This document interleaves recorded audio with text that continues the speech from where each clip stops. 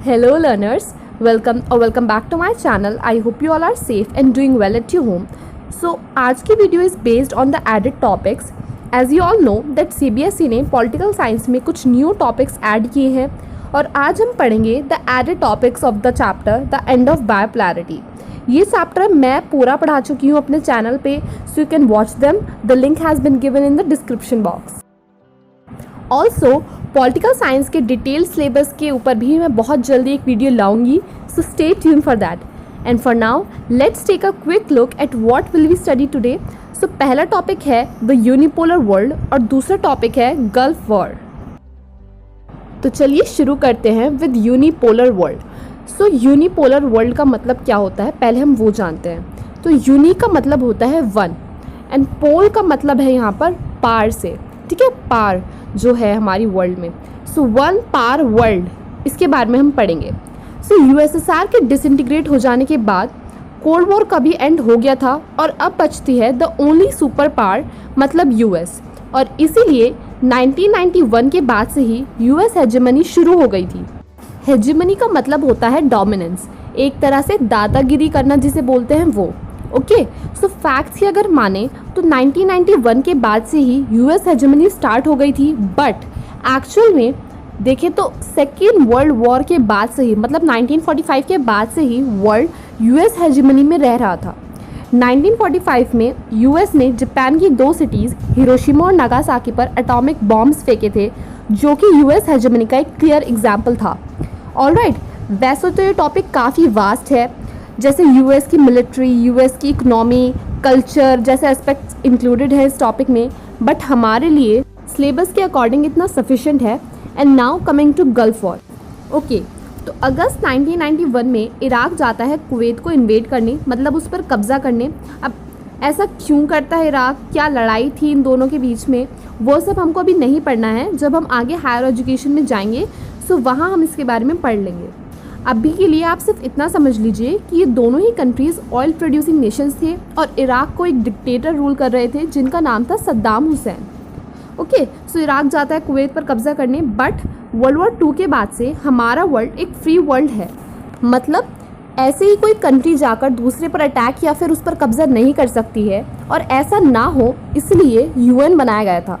Basically UN एक international organisation है जो कि ये इंश्योर करता है कि कोई कंट्री ऐसा कुछ ना करे जिससे वर्ल्ड वॉर 3 जैसी सिचुएशन बने. ओके, सो यूएन के ऊपर पूरा एक डेडिकेटेड चैप्टर है हमारी बुक में जो कि हम आगे पढ़ेंगे. ऑलराइट, तो यूएन के सारे मेंबर्स काफ़ी बातचीत करते हैं, कन्विंस करने की कोशिश करते हैं इराक को कि वह ऐसा ना करे, बट इराक नहीं मानता है. बट अब यूएन तो ऐसा नहीं होने दे सकता था. सो वो एक मैंडेट निकालता है, मतलब एक डिसीजन देता है, the liberation of Kuwait by force. मतलब अब वो इराक से लड़ेंगे by force to save Kuwait. ठीक है, कुवैत को बचाने के लिए वो फोर्स का यूज़ करेंगे इराक के अगेंस्ट. और यूएन के इस डिसीजन पर काफ़ी कंट्रोवर्सी होती है क्योंकि यूएन खुद बातों से किसी कॉन्फ्लिक्ट को सॉल्व कराने में बिलीव रखता था, बट नाउ वो खुद ही फोर्स की हेल्प ले रहा था to solve this conflict between Iraq and Kuwait. And that is why इसे एक ड्रामेटिक डिसीजन कहा जाता है और इसे यूएस के प्रेसिडेंट बोलते हैं the emergence of a new world order. एक नए वर्ल्ड की शुरुआत वो इसको कहते हैं. And at that time US के प्रेसिडेंट थे जॉर्ज H.W. बुश. ऑलराइट, अब 34 कंट्रीज़ मिलकर एक कोलिशन बनाती हैं, कोलिशन मतलब गठबंधन बनाते हैं इराक के अगेंस्ट 6,60,000 ट्रूप्स का. और ये चाहते हैं Kuwait to fight against Iraq. और वहाँ पर इराक हार जाता है. काफ़ी ऑब्वियस सी बात थी ये, क्योंकि 34 कंट्रीज़ के अगेंस्ट अकेला इराक ही था और इसलिए वो काफ़ी आसानी से हार जाता है. और इस पूरे क्लैश को कहा गया था the first gulf war. Alright, so now you know कि गल्फ वॉर क्या था और किसके बीच में था. और ये जो यूएन का ऑपरेशन था to save Kuwait from Iraq, इस ऑपरेशन का नाम था द ऑपरेशन डेजर्ट स्टॉर्म. तो आप कंफ्यूज मत होना, दोनों ही नेम्स एक ही चीज़ के लिए यूज़ हुए हैं. ठीक है, तो वॉर का नाम था गल्फ वॉर और ऑपरेशन का नाम था ऑपरेशन डेजर्ट स्टॉर्म. ठीक है, और ये एक फाइन एग्जाम्पल था यूएस हेजेमनी का. So now you might be thinking कि ऑपरेशन तो यूएन का था, तो यूएस बीच में कहाँ से आ गया. तो अभी बताती हूँ कैसे. सो ये जो 34 कंट्रीज़ ने मिलकर कोलिशन बनाया था, इनमें से 75% कंट्रीज़ अमेरिकन थी.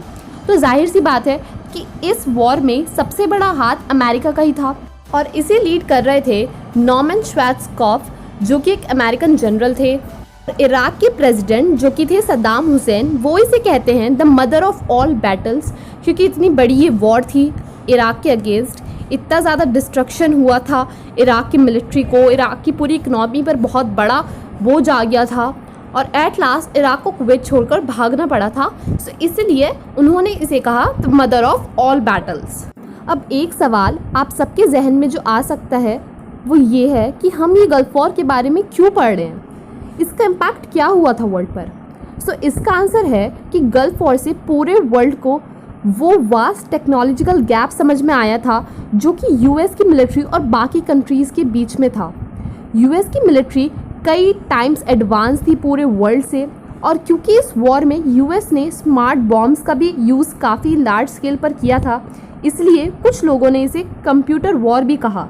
इसके अलावा लाइव कवरेज की गई थी इस वॉर की। पूरा वर्ल्ड इराक को हारते हुए अपने घरों में सोफ़ा पर बैठे हुए देख रहा था, जिसकी वजह से इसे वीडियो गेम वॉर के नाम से भी जाना जाता है। लास्टली यूएस को इस वॉर से नुकसान से ज़्यादा प्रॉफिट मिल जाता है because of the live coverages जो कि की गई थी, and that was all about the gulf war.